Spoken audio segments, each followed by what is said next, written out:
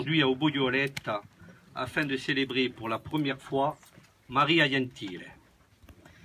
Je souhaite tout d'abord remercier tous les élus présents et en particulier le président Paul Jacobi, député et président du conseil exécutif de la collectivité territoriale de Corse, le docteur Sauveur Gandolfichette, député maire de Biguglia, monsieur François Orlandi, président du conseil départemental de la Haute-Corse, monsieur Paul Natali, ancien sénateur de la Haute-Corse. Mes remerciements s'adressent aussi à madame Anne Ballereau, sous-préfète de Calvi, qui nous fait l'honneur d'être parmi nous et avec qui nous entretenons d'excellentes relations de travail. L'organisation d'une journée dédiée à l'héroïne corse Maria Gentile a pu se concrétiser grâce aux efforts que nous avons partagés avec Marie Ferranti et Guy Calvelli. Je les remercie tout particulièrement pour leur idée et leur engagement dans cette opération culturelle qui nous tenait, il est vrai, mutuellement à cœur. Qui était Maria Gentile? Qu'a-t-elle accompli qui justifie cette commémoration? C'est ce que je vais tenter de vous exposer en quelques mots. D'après les informations recueillies par l'abbé Antoine Costa, biographe de notre commune, sur les registres de catholicité des paroisses de Sant'Andria et de San Cerbone, composant à l'époque la Pieve d'Oletta et correspondant aux communes actuelles d'Oletta et de Poggio-Oletta, Maria Gentile est née le 6 mars 1748 à Oletta. Son père s'appelait Joseph Belgodere et sa mère Marie-Catherine Saligeti. Vous comprendrez donc que je souhaite aussi associer à cette journée la population d'Oletta, dont le maire, M. Jean-Pierre Lecce, est ici présent. Commémorer Maria Gentile nécessite de faire un rappel historique des événements qui l'ont conduite à se distinguer. Maria Gentile est venue au monde pendant la période de notre histoire dite des guerres de Corse, période qui dura 40 ans, de 1729 à 1769. Rappelons qu'en 1729, les Corses, usés par le long joug génois, se révoltent en vue d'obtenir leur indépendance. En 1755, au siècle des Lumières, Pascal Paoli est proclamé père de la patrie et général de la nation. Il est alors l'initiateur d'une constitution considérée comme la première constitution démocratique du monde moderne, qui contribuera d'ailleurs à l'élaboration de celle des États-Unis d'Amérique. En 1768, le 15 mai, c'est le traité de Versailles qui consacre la cession de la souveraineté de la Corse par les Génois à la France. Pour s'imposer, le roi Louis XV envoie alors sur l'île des renforts importants. Le comte de Marbeuf assure les hostilités contre les troupes de Pascal Paoli.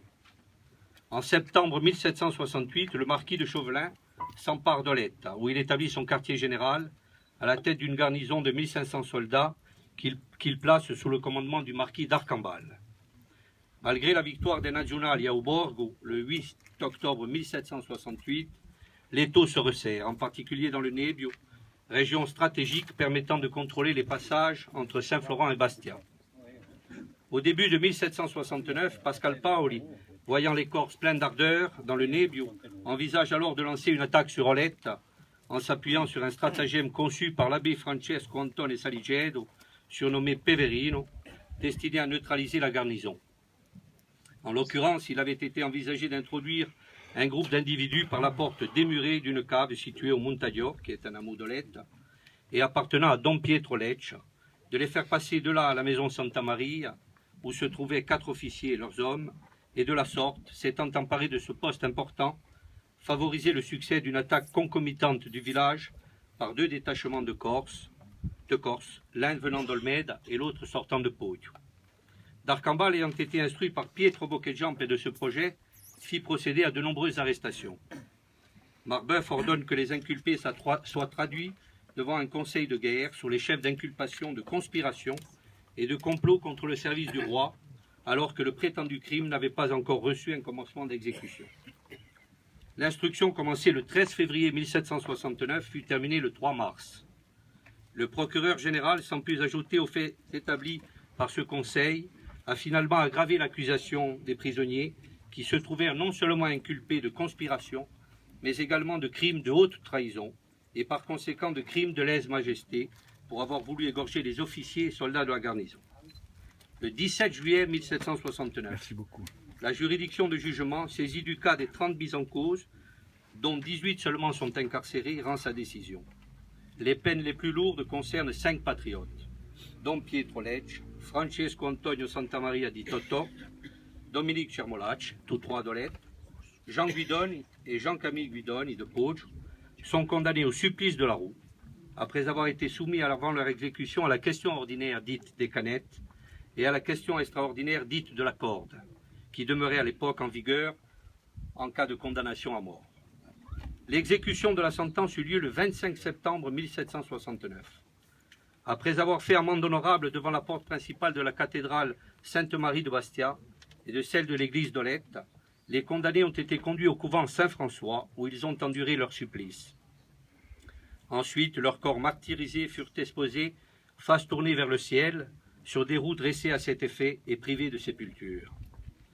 Des seules pièces du procès, publiées dans le bulletin de la Société des sciences historiques et naturelles de la Corse, de novembre-décembre 1893, sous la plume de M. Antoine de Morat, il ressort que la gravité des crimes imputés aux suppliciés apparaît finalement disproportionnée au regard d'une conspiration qui n'était qu'un acte militaire conçu par des patriotes, comme une opération au demeurant inaboutie. En outre, l'horreur des supplices témoigne d'une férocité judiciaire qui ne pouvait même pas trouver sa justification dans l'exemplarité des peines, la guerre ayant pris fin en mai 1769 lors de la défaite de Pontenove. Dans ce contexte, comment notre Maria Gentile s'est illustrée? Parmi les patriotes exécutés se trouvait son fiancé. C'est un fait avéré par divers témoignages. Qui était-il? Les avis sont encore partagés. Pour certains, il s'agirait de Bernardo Lecce, mais on sait d'après les pièces du procès que le seul Lecce à supplicier s'appelait Don Pietro du Montagione et non Bernardo. Pour d'autres, et notamment notre biographe Antoine Costa, les données contenues dans les registres de catholicité inclineraient à laisser penser qu'il s'agirait de Jean Guidoni du Monticello à Poggio. À l'appui de sa thèse, il explique que Maria Gentile, n'ayant pu épouser son fiancé Jean, épousera son frère survivant, Jean Toussaint Guidoni, avec qui elle eut 11 enfants, dont 2 ont été appelés Jean. En ce début d'automne 1769, quel qu'ait été le nom de son fiancé, Maria Gentile, alors âgée de 20 ans, animée par sa passion et son sens du devoir, décide de se rendre au couvent d'Olette à la nuit tombée, au moment où les gardes sont les moins vigilants, et de donner une sépulture chrétienne dans un des caveaux du couvent des franciscains, au corps de son fiancé supplicié. Comment ne pas rapprocher cet acte de celui d'Antigone, s'opposant à son oncle Créon, roi de Thèbes, qui voulut donner une sépulture décente à son frère rebelle, considéré comme un traître à sa patrie. Comme Antigone, Maria Gentile réalise un acte inutile mais nécessaire. Il lui faut donner une sépulture digne à son fiancé mort. Elle consacre ainsi la supériorité du pouvoir divin sur le pouvoir temporel qui ne respecte même pas les morts. Maria Gentile accomplit cette action alors qu'elle sait que le fait pour quiconque d'enlever un condamné du gibet d'infamie est puni de la peine de mort. Comme Antigone, Maria Gentile bravera l'interdit afin que son fiancé mort ne soit pas tué 2 fois. Nonobstant l'accomplissement de cet acte courageux et prise de justice, la voici qui va se présenter au juge à Bastia afin de se dénoncer et de déclarer que les parents du supplicié, qui avaient été arrêtés et qu'on s'apprêtait à juger parce que présumés coupables de l'enlèvement de leur fils, étaient innocents. Elle demandait à subir seule la sanction de son acte. L'histoire nous dit que le juge admira son courage et sa piété et qu'il lui déclara qu'elle était libre, de même que les parents de celui qu'elle avait aimé d'un amour si noble. Que doit nous inspirer le dénouement de cet événement qui consacre le rôle de notre Maria Gentile, appelée à juste titre l'Antigone corse? Tout d'abord, et comme dans tous les mythes, l'histoire des actes héroïques accomplis par Maria Gentile, qui se présente comme un défi à notre conscience, nous mobilise émotionnellement. Cette histoire nous renvoie à d'autres enfouies dans notre mémoire collective et nous touche. Ensuite, elle nous fait réfléchir à notre histoire, à notre héritage, au rapport entre les valeurs morales et la loi, à la place de celle-ci dans l'échelle des valeurs humaines et à son application par les hommes en quête de justice. Elle nous invite à explorer à fond notre conscience dans cette quête d'absolu. Enfin, elle nous relie non seulement au passé, mais les uns avec les autres et au présent. Il suffit de constater notre présence ici, tous réunis, pour cette journée dédiée à l'héroïne Maria Gentile, pour en faire l'expérience, en présence notamment d'artistes, d'écrivains, de professeurs, qui ont tous été inspirés par cette femme.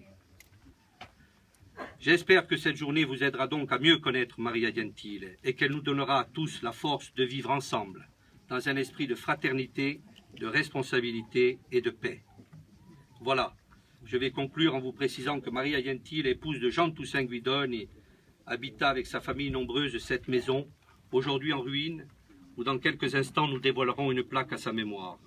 Elle y mourut le 30 mai 1820 et fut enterrée le lendemain au cimetière communal de Poggiooletta, comme en fait état son acte de décès. Pour finir, je souhaite vous faire partager cette citation d'Albert Jacquard, savant et philosophe bien connu. La fraternité a pour résultat de diminuer les inégalités tout en préservant ce qui est précieux dans la différence. Je vous remercie.